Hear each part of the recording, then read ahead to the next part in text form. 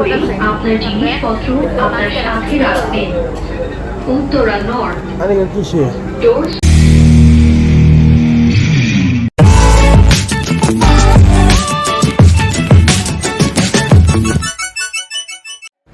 আসসালামু আলাইকুম রহমতুল্লাহি ওয়া বারাকাতুহু। আশা করি সবাই ভালো আছেন। অনেক দিন পর আসলে ব্লগ নিয়ে আসলাম। আর তার ব্লগ নিয়ে আসার একমাত্র কারণ হচ্ছে তেলের সংকট। আমাদের বাংলাদেশে দেখেন আমার হাতের বাম পাশে কতগুলো মোটরসাইকেল, কতগুলো গাড়ি এখান থেকে শুরু হয়েছে। আর ওইখানে প্রায় 5 কিলোমিটার দূরে গিয়ে লাইন শেষ হয়েছে। তো এই দুঃখে মোটর সাইকেল রেখে চলে গেলাম মেট্রো রেলে করে আজকে জার্নি করব। ইনশাআল্লাহ আপনারা আমার সাথে থাকবেন। আর মেট্রো রেল গাজীপাড়া স্টেশন থেকে আমি চলে যাচ্ছি টিকিট কাটার জন্য মেট্রো রেল স্টেশনের উপরে। তো সঙ্গে থাকুন, দেখতে থাকুন কীভাবে টিকিট কাটা থেকে শুরু করে এবং উত্তরা যাই এবং উত্তরা থেকে আবার আসি। তো গাড়িতে আসলে তেল ভরতে হয়, আর তেলের জন্য গাড়িও বন্ধ। তো এখন মেট্রো রেলই হচ্ছে শেষ ভরসা। তো আমি এখন টিকিট কাটতেছি। টিকিট কাটার জন্য অলরেডি আমি টিকিট নিয়ে নিছি। এখন আমি রেলে চলার জন্য উপরের দিকে যাব। টিকিটটা পাঞ্চ করলাম। টিকিটটা পাঞ্চ করে আমি এখন উপরে সিঁড়ির দিকে যাব, যেখান থেকে মেট্রো রেলটা চালু হয় বা মেট্রোগুলো চলে। চলুন চলে থাকুন। আমি নিয়ে যাচ্ছি তাদেরকে। এখন আমি এক্সেলেটর দিয়ে উপরে উঠবো। তো উপরে ওঠার পরেই আপনারা দেখতে পারবেন অলরেডি আওয়াজ শুনতে পাচ্ছেন, মাইকিং করা শুরু হয়ে গেছে বা যে মাইকিংটা চলে।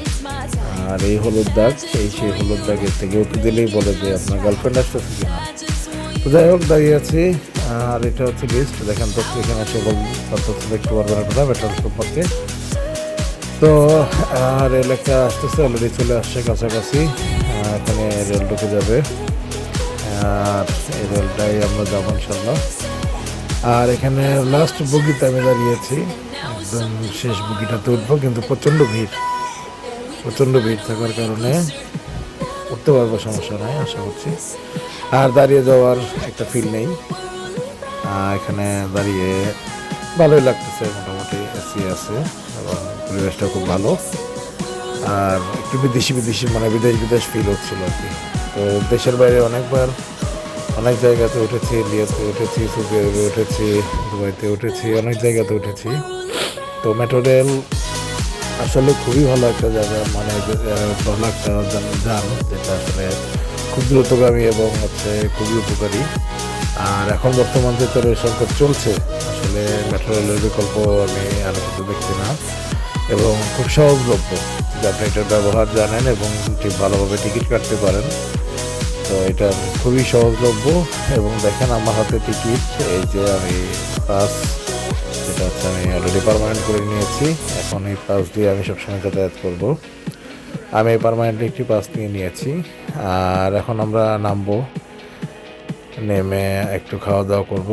খাওয়া দাওয়া করে আবার মেট্রো রেলে করেই যাবো। তো এর মাঝখানে একটু আবারও দেখাচ্ছি কার্ডটা। আর একটু চলেন, আমরা খাওয়া দাওয়া করবো, হাঁটাহাঁটি করবো, একটু ঘোরাঘুরি করবো, স্টেশনটা দেখবো।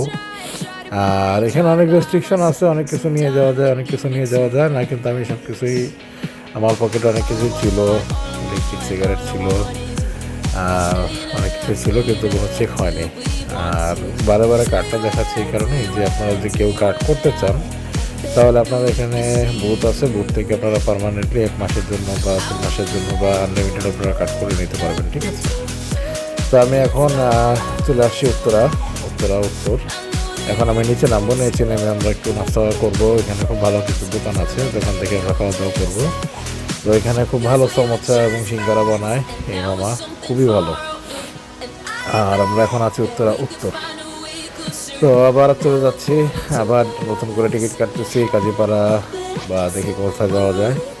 তো টিকিটের জন্য আমি অলরেডি টাকা জমা দিব, টাকাটা দিয়ে দিলাম, টিকিটের টিকিটেশন দিয়ে দিচ্ছি। কিন্তু আমার এই নোটটা নরম হওয়ার কারণে এই নটটা নিতে যাচ্ছে না।